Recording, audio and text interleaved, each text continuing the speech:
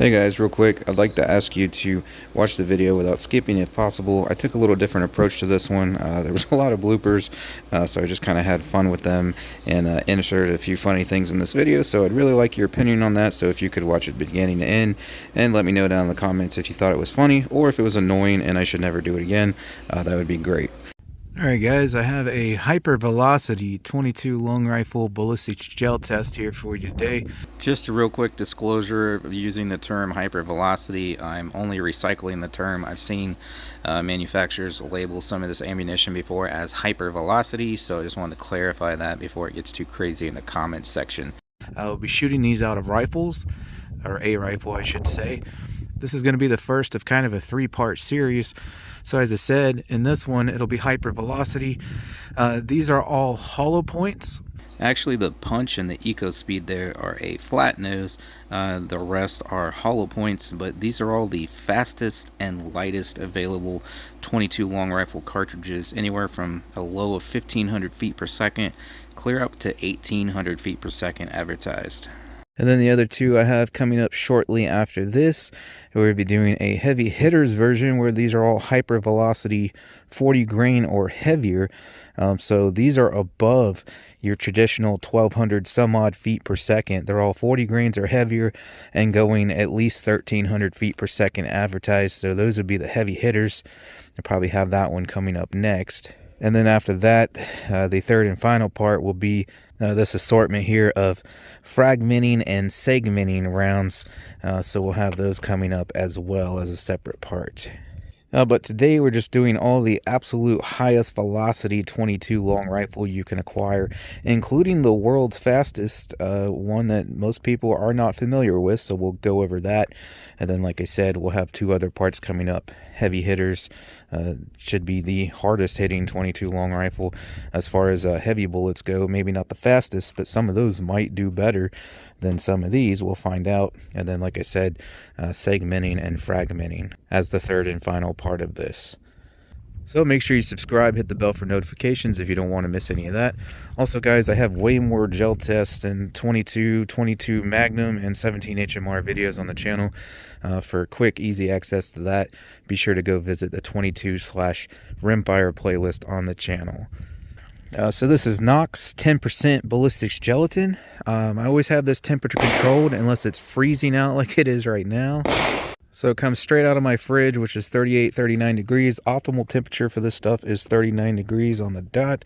As you can see, you got snow here. So, I mean, it probably warmed up a little bit on the car ride over. But as soon as I got here, set them on the snow here so they can start chilling back off in case they did gain any temperature on the car ride over. Sorry about the noise, guys. I got three other dudes next to me shooting as well, so I'm trying my best to time this between their shots, but that's not giving me much time to record. So anyways, I'll probably make that this one the catch block since it's been sitting out here in the sun, even though it is only 34 degrees right now. I'll make this the catch block since that one's sitting in the snow, staying nice and chilled off there. BB calibration today is coming in around 3.6 inches, so we are within calibration. So I brought these old school Remington yellow jackets. These are advertised 1500, I believe, 33 grain, if I can find the crap. There we go. 33 grain hollow point, advertised velocity 1500 feet per second at muzzle. I have one 22 punch here. I know a lot of people are big fans of these. Out of a rifle, I've got velocities in the 1500 feet per second range as well, so that'll be a good match for this today. Then I got this eco speed, advertised velocity 1706. However, out of my 18-inch barrel, I'm getting 15 and 1600 out of that if I'm lucky. From what I've seen, it takes a 24-inch barrel to get that 1700 feet per second velocity out of these. Then you got your Stinger here, 1640 feet per second. My personal favorite, the Gila Super Maximum Hollow Point. And I am just not getting a break here. I hit record as soon as there's a pause, and then as soon as I start recording more shots. So again, I apologize. I'm trying to do my best here. These are advertised 1700 feet per second with a 30 grain hollow point. And then these are actually the world's fastest 22 long rifle. Do what? Many people not aware of these advertised 1850, and I've chronoed these and got over 1800 out of my 18-inch barrel, so those do go as fast as they say.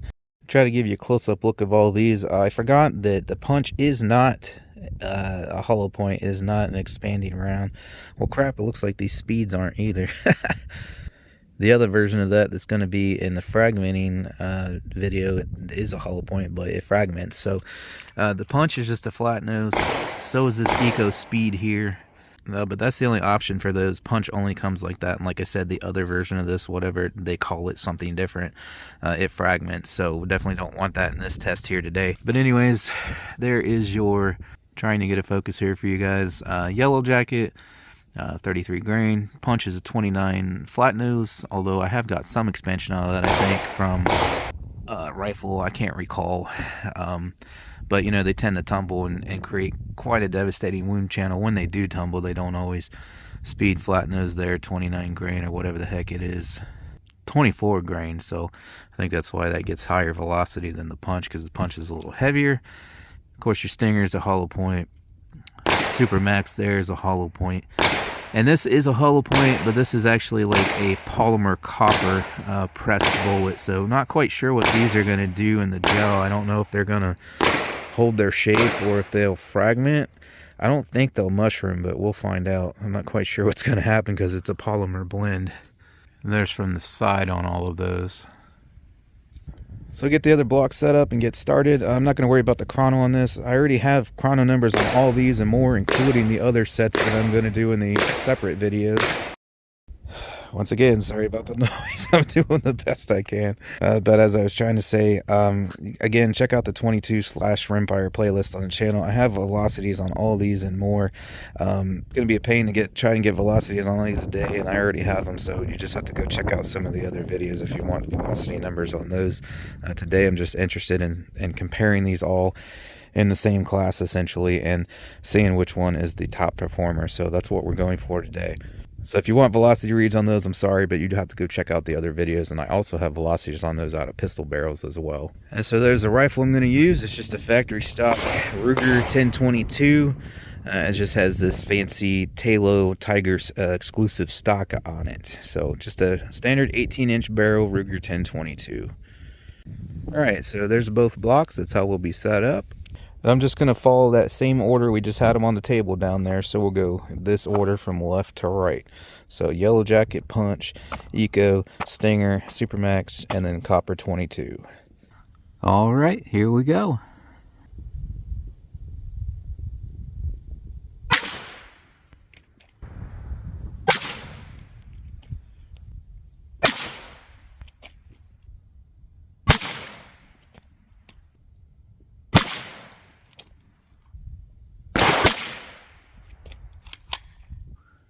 All right, best I can tell, Jesus. Best I can tell, we got captures on all those. There's the entry up close for all of them. Tried to keep them all separate from one another. So you got Yellow Jacket, Punch, Eco, Stinger, Supermax, and Copper 22. So let's try to examine these each individually. So there's your Yellow Jacket, and right there it rests, and I will get measurements on all these. So then there is your Punch right there, and right there it rests. So I didn't notice till later in the video, but these are actually both pieces of that Yellow Jacket. So I'll cover that a little bit later in the video. What's interesting is this Eco one's right there, as you can see. And it traveled clear back here. At first I thought it was the Punch, because generally the Punch penetrates pretty well. But that Eco there, insane penetration. Now had that tumbled, which it did not, you can see it's a pretty lackluster permanent cavity there. It would have got a lot less penetration, but because it did not tumble and it stayed straight the entire time, extreme penetration on that, very minimal wound cavity. And then right next to it had the Stinger, and it stopped right there. And then you had the Supermax, and where's that one? Looks like it stopped in between the blocks, maybe. Let's come around and look. Yep, that's right where it is. And then so the last one there is the copper 22, and it sits right there. So you got a decent wound cavity right there from the yellow jackets, but you can see it's very shallow before it settles down. And then after that, there's not a whole lot of damage, and it didn't penetrate very far because it expanded amazingly. But of course, you're going to get less penetration with that. Then you can see the punch above it. That's why a lot of people like the punch, because it pretty good wound cavity, and it carries pretty long. However, I'll tell you, and I have gel tests on these in that 22/Rimfire playlist. That damage is mostly from them tumbling. You can see there, it's not sitting right, it's sitting sideways. And so if they don't tumble or yaw or curve or whatever, then you don't get that amazing wound cavity there, and it behaves more like this, where you just get this very minuscule one and, well, almost over penetration there because there was no yaw or tumble. So sometimes the punch does perform like that if it doesn't yaw or tumble, and then you do not get that nice big wound cavity there. So that is the that eco speed there. So smallest wound cavity of all of them, and it's because it didn't it didn't tumble or yaw or anything like that. So pretty straightforward there. Now, I haven't tested enough of these. You know, maybe if you shot 5 of them, maybe 2 of them would tumble and do pretty much what the punch did. I don't know, but that's our result today on that one.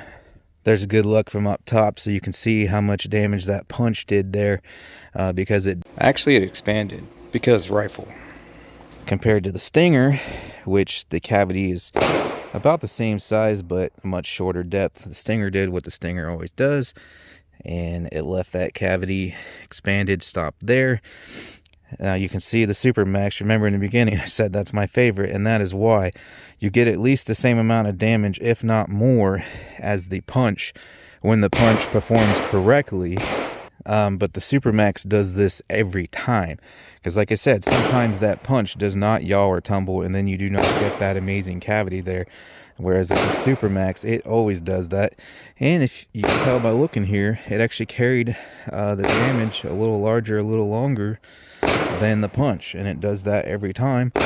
And then you still get pretty good penetration. I'm going to tell you right now, that's about 12 inches. So the one I was real interested to see, because I've not gel tested this copper 22, I don't think. You can see there's little tiny pieces of copper there, but it didn't expand, so it lost just itty bitty little pieces of itself. And you can see the wound cavity there, pretty impressive. But is that just from the extreme speed, or is it because it tumbled immediately? Because you can see it's sitting there backwards. So it looks like the wound cavity there matches my Super Max, but again, there's no expansion on that, so it did not do that from expansion. You can see it's backwards there, so it did flip. So that is from it tumbling and flipping around. Now, if it doesn't do that every time, then you're not going to get that result every time, much like the punch and the eco speed that we were just discussing. And you can also see there that my Super Max penetrated further. So this is tied for the largest cavity for the longest as well. These two both carried an equally sized wound cavity in my mind as the punch here that did tumble or yaw or something, so did its job in this instance, in this shot. But they carried the damage longer than the punch. But like I said, the result is repeatable every time on the Super Max. Plus we got more penetration with the Super Max than the punch or the copper 22 there. So I'm going to hold my same position that I always do in all these gel tests wherever I use the Super Max, and I'm calling the Super Max the winner there, because you got the best cavity or tied for the best cavity, and unlike the others, it's going to do that every time, and it got the best penetration of those three with the largest cavity. Again, we'll get a measurement, but that should be right around 12 inches, which is FBI minimum. So technically the punch in this one fell short, the copper 22. And then this one, in my mind, I mean, it's got the smallest wound channel. It penetrated the furthest because it didn't expand and it didn't tumble, and that's borderline over penetration there as well. And if you're one of those guys who just wants maximum penetration from a 22 long rifle, then you're just going to want to go with a regular high velocity 40 grain round nose. You'll get at least that much penetration, if not more. But that wasn't the focus of this video, so. Anyways, that's probably way too much rambling on there, so let me go ahead and get measurements on these and we'll pull them out and take a look at them. All right, so on the yellow jacket, coming in 7 inches there. Don't forget about this piece of yellow jacket here. I will finally discover this in about a minute or two in the video. The punch, about 11. The eco speed, about 18.5. Again, the camera might make it look a little funky, but I'm getting 18.5 there. So let's see what's next here. The stinger, coming in just shy of 10 inches there on the stinger. Looks like about 9 3/4 for that stinger. So then the Supermax, again, it's sitting right here in between the blocks. So between 12 1/4 and 12.5. So let's just call it 12 3/8, something like that. And then, let's see, the copper 22, 10.5, 10 3/4, somewhere around in there. All right, there's all of them extracted in order from left to right. Sorry about the shakiness. I'm trying to hold this thing still, but it always looks shaky when I try to show you real small things up close. So in order from left to right in the order fired. So this is the yellow jacket. Once again, don't forget that my genius still has failed to detect this piece of yellow jacket back here.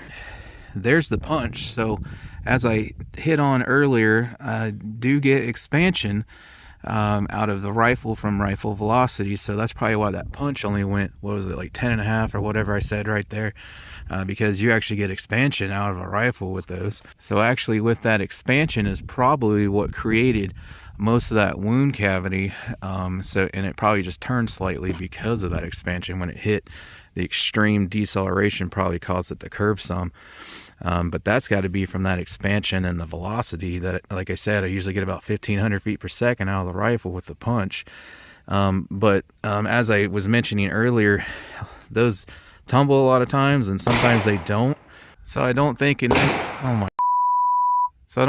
this instance that wound cavity is from the tumble. Like I said, I believe it's due to the velocity and the expansion, but in pistols, they don't expand and they'll usually tumble and then you get a similar wound cavity. But again, only when they tumble. Sometimes they don't. And I just noticed this right here. I believe there's a little chunk of bullet in there. So I think that is actually, because you see, yeah, that's got to be what it is. That's all like skirt and whatnot. Here's a little tiny piece. So I was actually a little off. That yellow jacket there, those pieces stayed there, but you can see there's a base there, and I'll pluck it out for you. But it looks like the base actually carried through from that to about 12.5 inches or so there. There it is. Just pulled it out right there. So initially I just measured it here at 7 inches with these two pieces, but that base carried out to 13 basically right there. I'd just seen that as I was filming this, so that's interesting. I don't think that's a typical result. I believe in the other videos I shot those out of a rifle, they all kind of, I mean, it's pretty mangled, but it'll like stay in one clump together. So that's somewhat of a abnormal result there, but maybe, I honestly can't remember. Interesting nonetheless. Like I said, you have to go check out the other videos if you want to catch that, but I do not believe that happened. So moving on, there's your eco speed. Then that is your stinger there. Okay, nice expansion, held together for the most part. So there is your super extra. Sometimes it will separate like it did there, and sometimes it's just one big mangled clump. But even though this separated, we still got that, what was it, 12.5 inches of penetration on that one. And they were both together, they just separated when I pulled them out. And then there is that copper 22. So you can see those few pieces there just kind of broke off the nose that we seen in the front of the block over here. All right, so this may seem a little pointless, but I'm going to do it anyways. We'll get retained weight. You might see that flicker a little because we got a little bit of breeze. It's very sensitive. So the two parts That went 7 inches on that Yellow Jacket, about 20.8 grains there. And then the base that carried to about 13. I'm getting the wind there now. It's flickering because the wind kicked up. About 10.6. The punch, 28.9. So that pretty much retained all its weight. That's the wind messing with it. There is your speed right at 24, like it should be, because it's complete and whole. Stinger, 23.5, and that's a 32 grain, so that did lose a little bit of itself throughout the block. So we probably got little tiny shards in there. What's this? This is the Supermax, both pieces there, 26.5, so that shed some little fragments here and there too. So that piece that broke off, about 11, and the base of it there, about 15. And then there's your copper 22, which, what's that, a 21 grain, I think. So 20.4 or 5 there. Again, the wind's messing with it a little bit. So there's your retained weight on those if you wanted such. Kind of hard to get expansion on these mangled pieces that separated and whatnot, but I'll go ahead and get a measurement on the punch since it expanded, and a measurement on the stinger there as well. Alright, expanded diameter on the punch, 0.34, so 34 caliber. Now remember, these aren't designed to expand, these are designed for pistols, and they just kind of tumble. But out of the rifle, the velocity is enough to make the nose of it expand there, so we got 0.340, 34 caliber. Stinger got nearly the same diameter expansion, 0.334 there, so 33 caliber on the Stinger. And again, the rest of these either didn't do any expansion by design, or they're completely mangled, so it's kind of pointless on those. Alright, so that about does it for this one. Thank God. Like I said, check out the 22/Rimfire playlist on the channel for way more rimfire videos, including gel tests and more, even long range shooting and whatnot. If you want to get yourself any of the products you see me use in the videos, links will be in the description for that. If you'd like to help out the channel and help me keep content like this and more coming, Simply leave us super thanks. don't forget, as I said earlier, next up we'll have the heavy hitter version of this. And then after that, we'll do the segmenting and fragmenting rounds. So thanks for watching. I appreciate you guys as always, and I hope to see you on the next one.